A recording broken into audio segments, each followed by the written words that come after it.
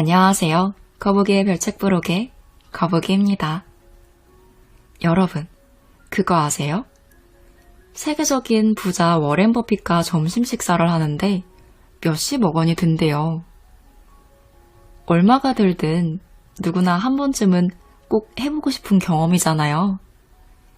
오늘은 이런 식사 대신 백만장자와 함께 떠난 유럽 여행기를 담은 책 가져왔습니다.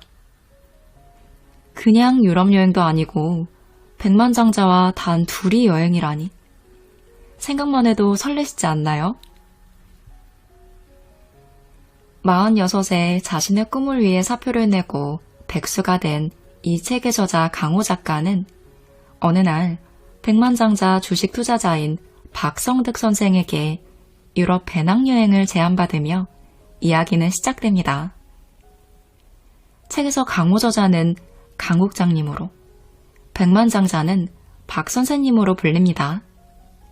그럼 부자와 함께하는 여행기를 엿보러 책 속으로 들어가 보겠습니다. 강 국장님, 우리 배낭여행 한번 갑시다. 자갈치 시장에서 털개와 회, 매운탕을 잔뜩 먹고 나서 커피숍에 마주 앉았을 때 박 선생이 지나가듯 툭 말했습니다. 3초 정도 정적이 흘렀습니다. 그리고 저는 픽 웃었죠. 선생의 나이가 올해로 60입니다. 제 나이는 46. 어딜 놓고 봐도 배낭여행 갈 조합은 아니었습니다. 농담도 잘하셔. 선생이 어딘가 기운 없어 보이는 나를 웃기려 하는 농인 줄 알았습니다. 그런데 아니었습니다. 선생은 진지했죠. 비용은 걱정 마세요. 아내분께 허락이나 받아놔요. 한 3달 정도 여행을 떠나도 되는지. 다음 날 전화가 왔습니다. 뭐라셔요, 아내분은? 네? 네, 3달은 너무 길고 2달은 된답니다. 그래요? 됐네요. 그럼 남미는 안 되겠고 일단 유럽만 2달 다녀옵시다. 예? 진짜요? 진짜지 그럼. 내가 비싼 밥 먹고 왜 거짓말을 해요? 빨리 계좌번호 불러요. 돈 들어가면 당장 비행기표와 유레일 패스 끊고요. 뭔가에 홀린 기분이었습니다. 진짜 가긴 갈 모양인가 싶었죠. 그러자 왈칵 걱정이 밀려왔습니다. 선생님, 저 영어 못해요. 읽을 줄은 알 거 아뇨. 갑시다. 선생님, 제가 아주 심각한 길치인데요. 내가 감이 아주 좋아. 길 잘 찾아요. 갑시다. 숙소 예약이나 이런 것도 한 번도 안 해봤는데요. 이번에 해보면 되잖아요. 갑시다. 선생님, 제가 코를 엄청 골거든요. 아마 못 주무실 거예요. 강 국장님, 날 때부터 다 갖추고 인생 사는 놈 없어요. 만약 그랬다면 나 같은 건 이미 이 세상 사람이 아닐 거야. 알죠? 15살 때 완전히 빈손으로 부산 바닥에 들어갔다는 거. 여행도 인생살이랑 뭐가 달라요? 그냥 부딪혀보면 되는 거지. 이래서 안 되고 저래서 안 되고 그거 다 핑계야. 강 국장님이 코 골면 내가 빨래집게로 집어넣고 잘게요. 그러니 갑시다. 기다리겠소. 전화는 거기서 끊겼습니다. 제가 더 징징거릴 겨를도 없었죠. 그랬습니다. 선생이 처음부터 백만장자는 아니었어요. 15살에 부산 올라와서 일식집 보조로 일하면서 이래서 미움받고 저래서 얻어터지고 하다가 한 단계 올라서서 호텔 요리사가 되고 부산 최고의 일식집 경영자가 됐고 그리고 주식 투자자로 변신한 그였습니다. 그때 정신이 퍼뜩 들었어요. 그런 선생이 지금 제게 기회를 주는 거잖아요. 선생이 안 가겠다고 버티고 내가 가자고 졸라야 될 일이 거꾸로 된 판에 지금 내가 뭐하고 있는 건가 싶었습니다.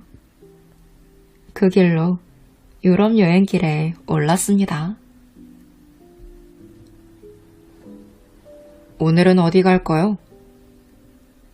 오늘은 선생의 전투가 없는 날입니다. 선생의 전투란 주식 시황 확인을 말합니다. 유럽의 새벽 1시쯤 한국의 증시가 열립니다. 그래서 선생은 매일 저녁 7시에서 8시에 잠자리에 듭니다. 그리고 1시에 일어나서 한국의 증시가 끝나는 7시경에 식사를 하러 갑니다. 그래서 저도 그 사이클에 맞춰야 했습니다. 하지만 다행히 주말에는 증시가 열리지 않습니다. 그런 날은 선생도 저도 원 없이 자는 날입니다. 그런데 오늘은 전투도 없는 날인데 선생은 새벽같이 일어나 곤히 잠든 저를 깨웠습니다. 그리고 아직 잠이 덜 깨 부스스한 저를 보며 이렇게 물었습니다. 어제 미리 대충 정해두길 잘했다는 생각이 들었습니다. 베이커 스트리트에 있는 셜록 홈즈 박물관하고 그 옆에 있는 마담 투스 박물관, 그리고 비틀즈 숍에 가보려고요. 비틀즈 숍? 그래요. 거기 좋겠네요. 선생의 표정이 여느 때와는 달랐습니다. 뭔가 잠시 그늘이 드리워졌다고나 할까? 그러더니 곧 밝아진 표정으로 말했습니다. 아침 먹으러 갑시다. 든든히 먹어두세요. 점심은 건너뛸지도 모르니까요. 셜록 홈즈 박물관에 도착하자 아직 10시밖에 안 됐는데 꽤 긴 줄이 늘어져 있었습니다. 재빨리 표를 사서 줄 뒤에 붙었습니다. 하지만 꽤 오랜 시간이 흘러도 줄이 잘 줄어들지 않았습니다. 그냥 여기부터 갑시다. 선생이 바로 옆에 있는 비틀즈 숍을 가리켰습니다. 여태껏 줄을 섰는데 조금만 더 기다리죠, 선생님. 저 여기 꼭 가고 싶어요. 다른 곳도 아닌 베이커가가 있는 소설 속에서 홈즈가 살았던 바로 그 주소에 있는 박물관이란 말이에요. 여기 진짜 홈즈가 살았을 것 같거든요. 알았어. 뭔가 시무룩한 선생의 표정이 마음에 걸렸습니다. 하지만 이건 양보할 수 없었습니다. 또다시 오랜 시간을 기다려서야 셜록 홈즈 박물관에 들어갈 수 있었습니다. 하지만 선생은 관심이 없는 듯 했습니다.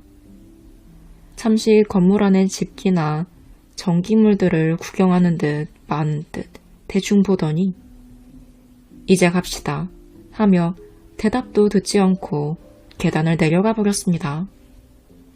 말릴 겨를도 없었습니다. 선생은 박물관 밖으로 도망치듯 나가버렸습니다.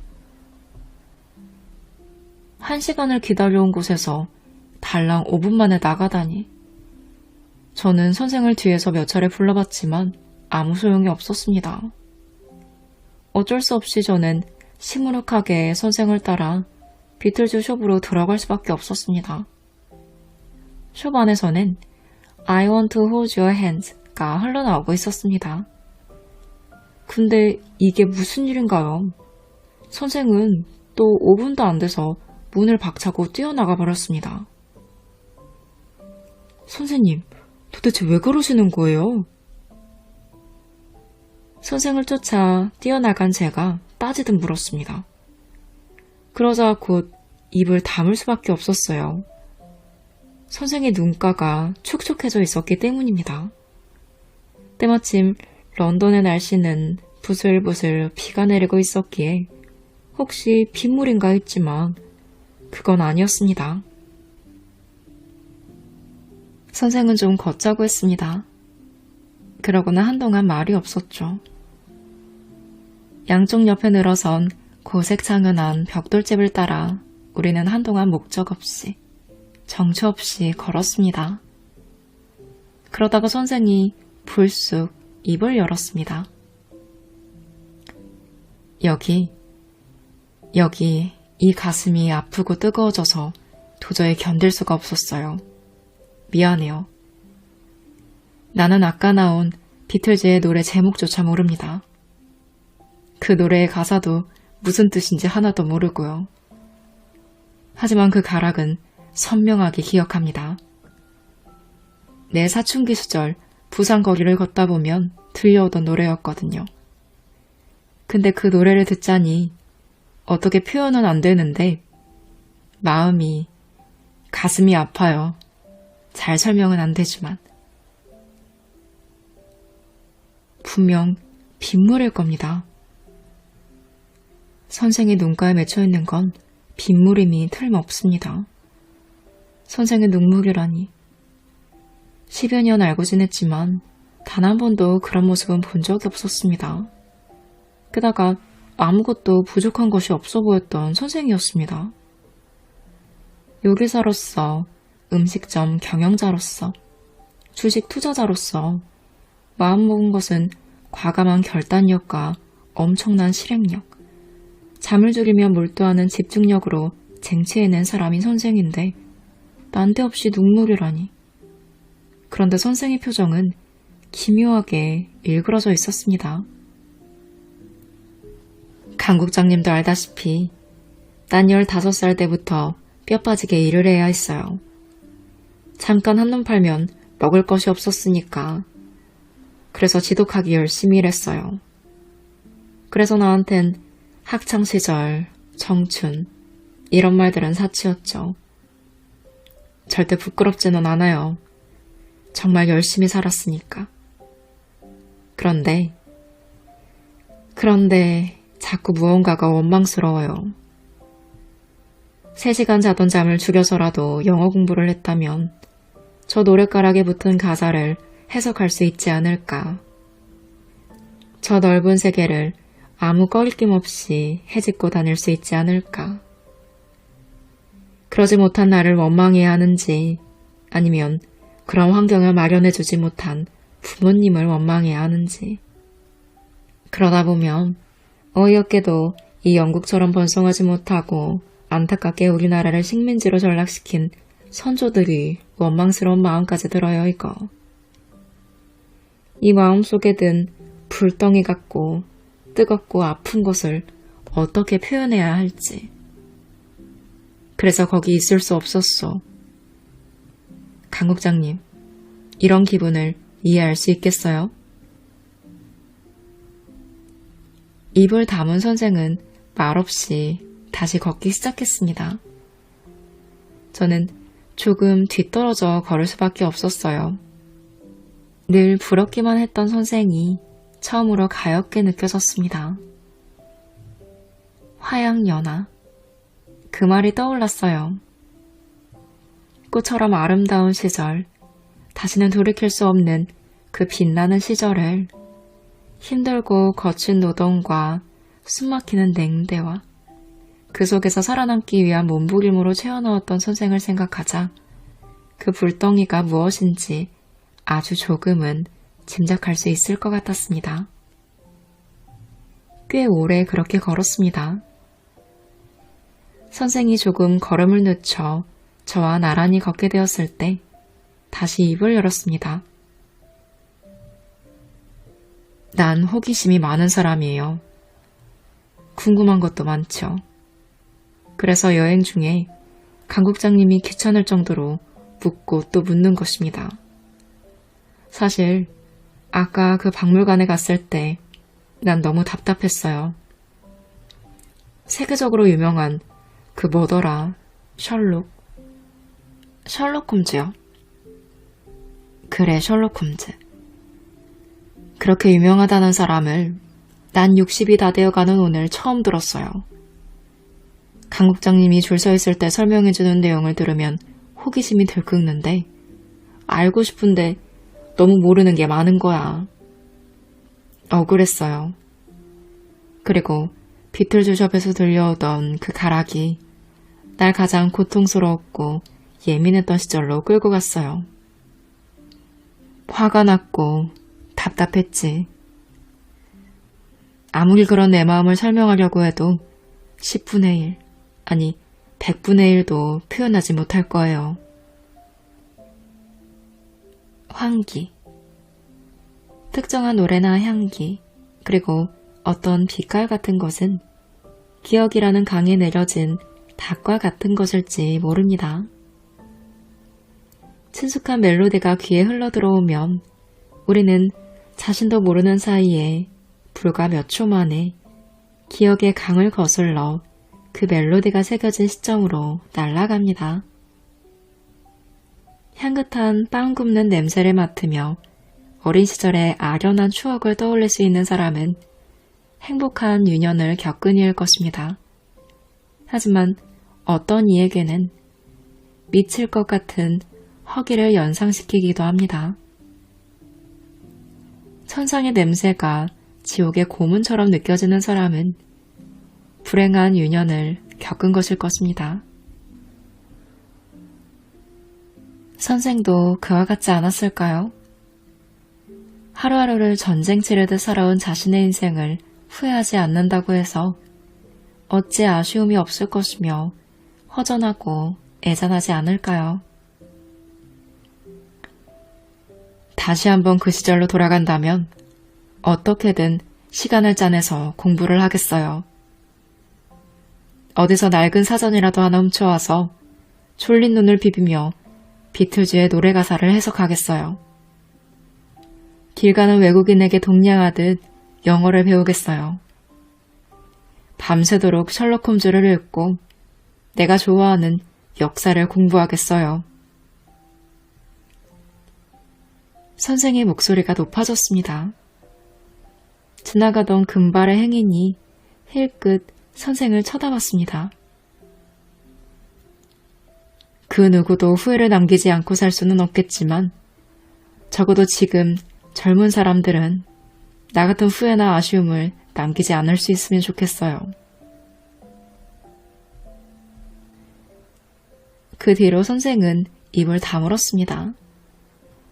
숙소에 돌아올 때까지 선생은 아무런 말도 하지 않았어요. 씻지도 않고 침대에 누워 곧바로 잠들었습니다. 괴롭고 힘들었던 젊은 시절로 돌아갔던 그 잠깐의 시간이 너무 고단해서일까요? 속절없이 흘러간 화금 같은 시절이 아까워서일까요? 다행히 잠든 선생의 얼굴은 평화로웠습니다. 마음속의 경량이 꿈속에서는 풀렸나 봅니다. 선생의 마지막 말이 가슴을 맴돌았습니다. 적어도 지금 젊은 사람들은 나 같은 후회나 아쉬움을 남기지 않을 수 있으면 좋겠어요. 글쎄, 후회를 남기지 않을 수 있을까? 자신이 없었습니다. 선생보다 10살이 어리지만 내 마음속에도 후회라는 한 줄기 바람이 간혹 불어닥칠 때가 있기 때문입니다. 선생의 나이가 되었을 때 나는 나의 지난 날을 부끄러워하지 않을 수 있을까 생각해 보았습니다. 그리고 다시 선생의 잠든 얼굴을 바라보았습니다. 저로선 그의 마음속 멍울을 어루만져 줄 아무런 방도가 없었습니다. 다만 한 가지, 선생의 아름다운 시절을 인정해주는 것 뿐이었습니다. 삶을 완전 연소시키며 정말 최선을 다해 살았다는 것에 대해 고개를 끄덕여준다면 아마 아주 조금은 위로가 되지 않았을까요? 잠자던 선생의 얼굴에 갑자기 미소가 번졌습니다. 꿈속에서나마 삶을 위한 분투로 허전하게 흘려보낸 당신의 그 시절로 돌아가 후회를 씻어내고 마음껏 공부하고 있는 모양입니다. 그 속에서나마 후회 없는 화양연화를 누리시길. 배탈이 난 선생이 두어 시간 호텔방에서 뒹굴다가 비상약 하나를 챙겨 먹고 잠깐 눈을 붙이자 정신이 좀 돌아오는 모양입니다. 정말 큰일 날 뻔했습니다. 내일이면 파리를 떠나려 했기 때문에 파리 구경은 일찌감치 끝내고 호텔로 돌아오는 것이었는데 그만 점심때 먹은 우동이 조금 부담스러웠는지 저녁 식사까지 건너뛰어야 할 정도였습니다. 혈색이 조금 돌아온 선생이 말했습니다. 강 국장님, 내려가서 우리 커피를 한 잔씩 합시다. 속이 너무 부대껴요. 우리는 호텔 로비 커피숍에서 따뜻한 아메리카노 한 잔씩을 시키고 마주 앉았습니다. 그때 선생이 뜬금없이 한마디를 던졌습니다. 강 국장님은 다른 작가들과는 좀 다르네요. 자존감은 크고 자존심은 잘 내려놓은 것 같아요.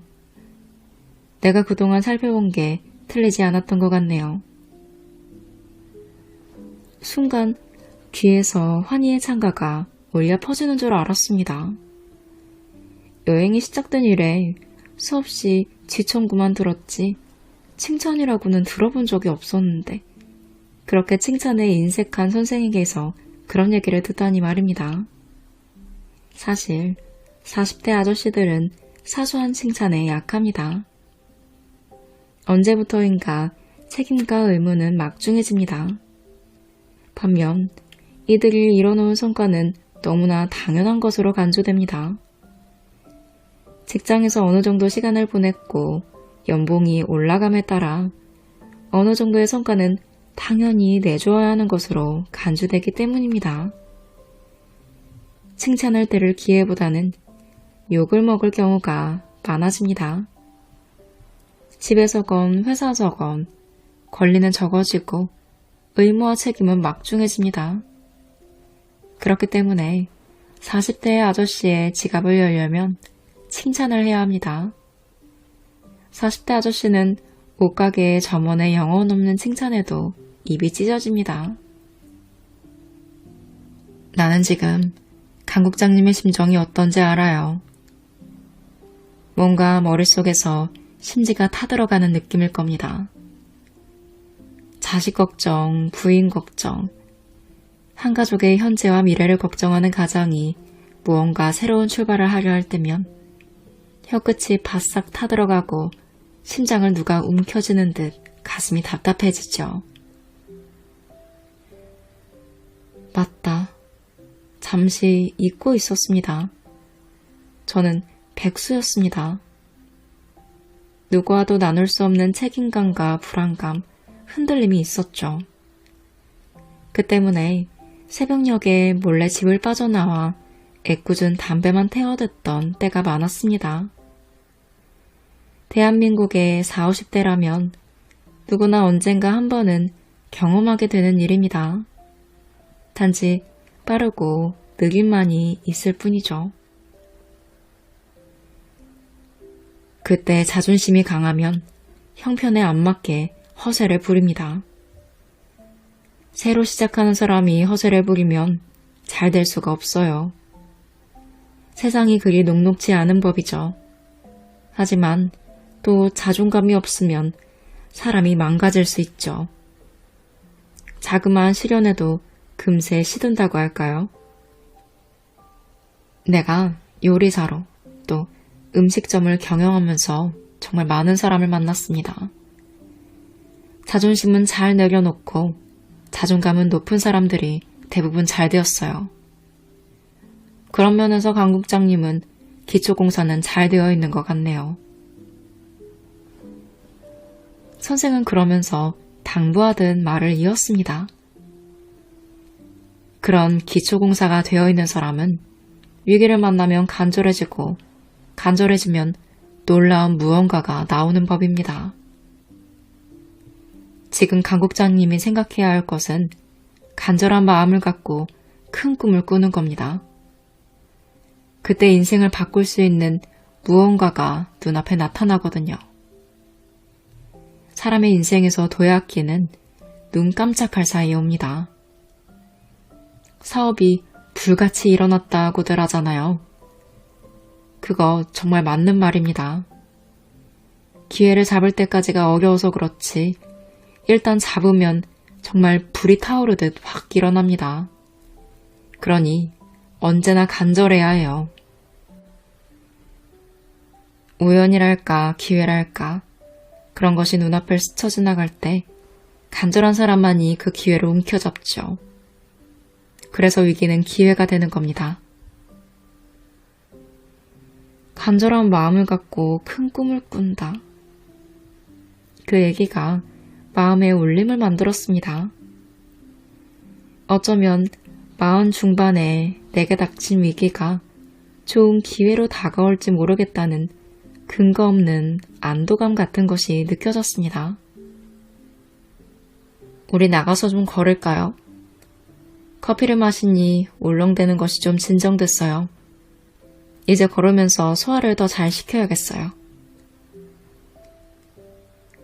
선생이 산책을 제안했습니다. 뭔지 모를 가슴속 불길로 인해 뜨거워진 마음을 식히고 싶었습니다. 호텔을 나와서 두어 걸음 발길을 옮겼을 때 우리는 동시에 탄성을 터뜨렸습니다. 야간 조명을 받아 황금색으로 빛나는 에펠탑이 눈앞에 우뚝 치솟아 있던 것입니다. 엊그제 에펠탑을 구경하러 갔다가 비가 너무 많이 와서 곧장 들어와야만 했습니다. 그때 저는 에펠탑과의 인연은 그 정도라고 생각했는데 우연한 산책에서 이런 풍경을 만나다니 뜻밖이었습니다. 낮에는 기다리는 줄이 엄청나게 길어서 에펠탑에 오르는 것을 포기했는데 지금은 놀랍게도 줄이 짧았습니다.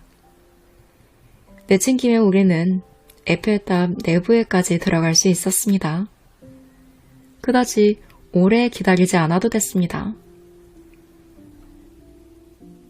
그렇게 오른 에펠탑에서 내려다본 파리의 야경은 정말이지 아름다웠습니다.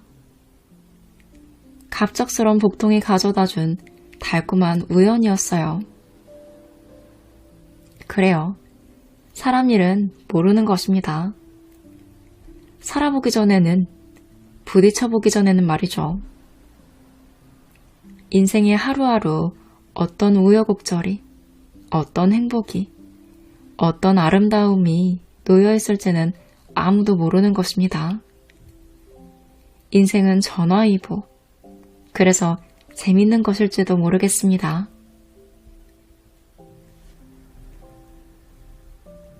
스위스 인터라켄에서 하룻밤을 묵고 난 다음날 우리는 융프라우로 향했습니다.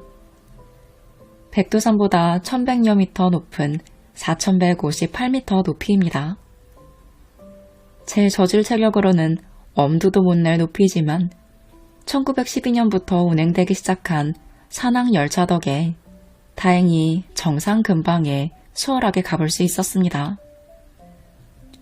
우리나라에서는 아직 갓쓰고 소와 말이 길거리를 돌아다닐 무렵에 산악 열차가 만들어지고 있었다니 좀 놀라웠습니다. 예전에 친구들과 왔을 때는 몰랐어요. 열차표를 끊을 때와 표와 함께 받은 책자에 그렇게 적혀 있었습니다. 선생님, 저 여기 와봤어요. 예전에 친구들과 같이. 20년 전이죠. 저 꼭대기에 올라가면 한국 라면도 줘요. 강 국장님이 아주 신나 보여요. 눈 오는 날 강아지 맹크러. 마침 날씨도 화창하고 하늘도 청명해서 산악열차의 노란색이 더 선명하게 느껴졌습니다. 저 위에 올라가면 옛날처럼 비닐봉지를 하나 얻어서 눈썰매를 타리라고 속으로 마음먹었습니다. 하지만 그 모든 기대는 융프라우의 전망대 휴게실에서 산산이 부서졌습니다. 산악열차에서 내린 순간부터 마치 누군가가 목을 조르는 것처럼 멍한 느낌이 들었습니다. 얼마 안 있어서 어지럼증과 구토가 밀려왔습니다. 제 얼굴빛을 본 선생이 화급히 서둘렀습니다. 강 국장님, 얼굴빛이 너무 창백해요. 융프라우로 옛날 기분 내는 것도 좋지만 이러다가 사람 잡겠소. 어서 내려갑시다. 안타깝지만 어쩔 수 없었습니다. 곧바로 내려가는 열차를 잡아 탈 수밖에 없었어요. 20년 전에는 이렇지 않았습니다. 니스에서 야간기차를 타고 인터라켄에 와서 곧바로 융프라우로 올랐지만 끄떡없었습니다. 나이가 든 건가? 그랬습니다. 함께 여행했던 친구들끼리 요즘 만나서 맥주라도 한잔하면 여지없이 미래에 대한 불안감을 토로했습니다. 대기업을 오래 다닌 친구도 중소기업을 전전하던 친구도 모두 한결같이 이 회사를 언제까지 다닐 수 있을까? 만약 회사를 그만두면 뭘 하지? 그런 얘기를 꺼냈습니다. 모두가 약해져 있었습니다. 세상사에 시달려 지쳐 있었죠. 그리고 불안했습니다. 우리 모두의 한 시절이 끝나가고 있었습니다. 이제 또 다른 한 시절이 다가오고 있음을 모두 직감했습니다. 버틸 수 없다는 걸 다들 알고 있는 거였습니다. 산악 열차를 타고 조금 내려오자 머릿속에서 안개가 걷히는 것처럼 두통과 메스꺼림이 사라졌습니다. 그러면서 갑자기 아무 이유 없이 어떤 재미있는 생각이 머리를 스치고 지나갔습니다. 40대를 20대처럼 살아봐야겠다는 생각. 알프스의 젊은 처녀가 미소 지으며 말하는 것 같았습니다. 미래? 청춘? 그런 건 잘 모르겠고요. 그렇게 아쉬우면 그냥 40대를 20대처럼 살아보세요. 뭐 어찌 보면 비슷비슷하잖아요. 난 20년 전에도 젊은 처녀였고 지금도 젊은 처녀인걸요? 허허. 생각해보니 그랬습니다. 20살 시절의 우리는 맥주잔을 홀짝이며 미래를 불안하게 기대하곤 했습니다. 때로는 호기를 부리기도 했죠. 설마 굶어 죽기야 하겠어? 근데 40대의 우리 모습이 거기서 그리 다르지 않았습니다. 회사 잘린다고 우리 식구가 굶기야 하겠어? 그런 호기로움이 마음속에 있었습니다. 왠지 비슷합니다. 그냥 어떤 한 시기가 끝나고 새로운 한 시기가 시작될 무렵 느껴지는 그런 감정인 건 아닐까요? 거기다 공연히 나는 나도 모르는 사이에 40대는 인생의 가을이라는 사멸의 이미지를 덮어씌우고 있는 건 아니었을까요? 평균 수명이 60대였을 때는 그게 맞을지도 모르겠습니다. 50을 바라보는 나이라면 지금쯤 무언가 이룬 게 있어야 합니다. 더 욕심내지 말고 천천히 은퇴를 맞이해서 여생을 편안히 보낼 준비를 하는 게 맞습니다. 하지만 지금 시절은 다릅니다. 청춘의 봄을 지나 여름을 맞이한 뒤 그 여름을 떠나보내면 다시 또 한번 여름이 찾아오는 것 같은 느낌입니다. 내가 가을로 접어든다고 하기엔 지금의 60대들이 너무 젊습니다. 몸도 마음도 영합니다. 파주 출판단지에서 근무를 할 때 자전거 복장을 한 60대들의 몸매에 무척 놀란 적이 있습니다. 뒷모습만 보면 남자고 여자고 할 것 없이 모두 20대라고 착각할 정도였습니다. 생각의 감옥에 갇혀 있으면 안 되는 거 아닐까요? 까딱 잘못하면 50세부터 90세까지 40여 년을 한탄과 아쉬움 속에서 살게 될지도 모릅니다. 다르게 살 수 있는데 말이죠. 일본의 마사코 와카미야 할머니는 정년 퇴직을 하고 나서 60세 때 컴퓨터를 접한 뒤 81세에 아이폰 앱을 개발했다고 합니다. 정년 퇴직을 하고 나서도 나이든 어머니를 수발해야 했기 때문에 밖에 나가기가 어려워 컴퓨터를 배웠답니다.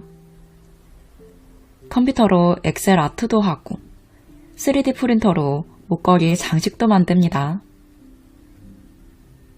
모르는 영어 설명들은 구글 번역기를 돌려 간신히 이해해야 했답니다.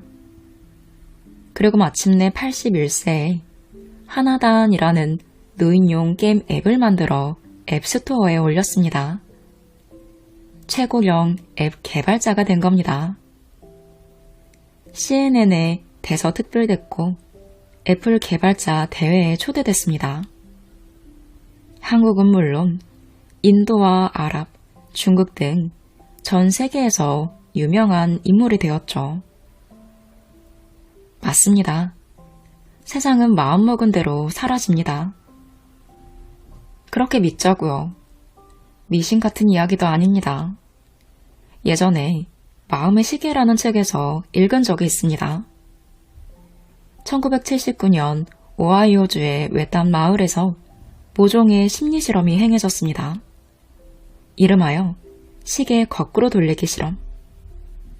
8명의 노인에게 그들의 젊은 시절로 돌아간 것처럼 모든 것을 1959년으로 설정했습니다. 매일 밤 1959년의 뉴스와 방송, 영화 등이 텔레비전에서 나왔습니다. 가벼운 설거지 같은 일들은 모두 노인들이 직접 했습니다.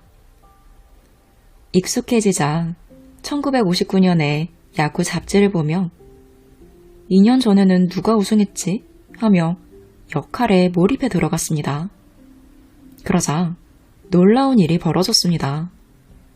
불과 일주일 만에 시력과 청력, 악력 등 모든 면에서 실제로 20살 정도가 젊어진 것이었습니다. 마음을 돌렸더니 신체 나이도 젊어진 것입니다. 한국에서도 2012년에 비슷한 실험이 있었고 그 결과 역시 기존의 실험과 비슷했습니다. 그런 현상이 내게 일어나지 말라는 법은 없습니다. Just do it. 해봐서 손해볼 일 없는데 안 하는 게 이상한 겁니다. 산악 열차를 타고 내려오며 스스로 다짐했습니다. 지나버린 청춘을 그리워하고 아쉬워하는 대신 지금을 청춘처럼 살자. 낡은 구호처럼 언제나 청춘 운운하지 말고 명료하게 40대를 20대처럼 살자. 그렇게 마음먹었습니다.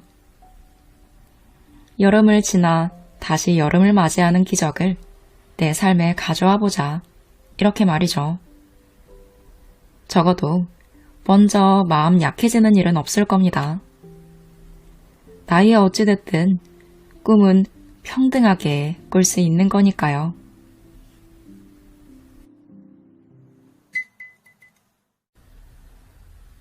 오늘 소개해드린 내용은 이 책의 정말 맛보기에 불과해요. 산전수전, 공준전까지 다 겪고 홀로 자수성가에 성공한 부자의 지혜. 인생의 터닝포인트에 들어선 중년. 그리고 참 아름답게 표현한 여행 이야기까지 이 책의 매력들을 다 소개하고 싶었지만 10분의 1 정도밖에 소개해드리지 못한 것 같아 아쉬운 마음입니다. 일단 저는 시간 지나가는 줄 모르고 참 재미있게 읽었어요. 내가 이렇게 넓고 올바른 마음으로 열정적으로 살면 내가 원하는 것은 저절로 따라오겠구나 하는 생각이 들었던 책입니다. 이 저자도 부자와 여행을 다니며 다양한 것을 보고 들으며 많은 것을 깨닫고 용기를 얻습니다. 이런 과정들도 책에 담겨 있는데 울컥하는 부분도 있었고 저 또한 깨달음을 얻으며 소름 돋는 부분도 있었고 제가 마치 함께 여행하는 듯한 기분이 들곤 했어요. 마지막엔 부자가 왜 저자와 유럽 여행을 갈 생각을 했는지 그 이유가 밝혀지고 퍼즐이 깨맞춰지면서 잔잔한 감동도 받을 수 있었습니다. 작가님도 참 부드럽게 이야기를 잘 풀어나가며 글을 써주셔서 부자의 지혜와 여행이 함께 콜라보가 잘 된 책이라는 생각이 들었습니다. 처음에 이 책을 읽으면서 제가 예전에 소개했던 지중해 부자 책과 결이 좀 비슷하다는 느낌이 들었어요. 근데 지중해 부자 책은 후반을 갈수록 투자에 대한 내용에 비중을 둔 책이라면 오늘 소개한 부자 수업 책은 홀로 자수성가한 부자가 되는 인생 기술을 알려준과 동시에 여행 이야기를 접할 수 있는 책이에요. 특히 중년분들에게 인생의 터닝포인트를 깨닫게 해주고 위로와 힘이 될 수 있는 책입니다. 재미와 감동, 지혜가 함께 있는 책이니 한번 꼭 읽어보시는 걸 추천합니다.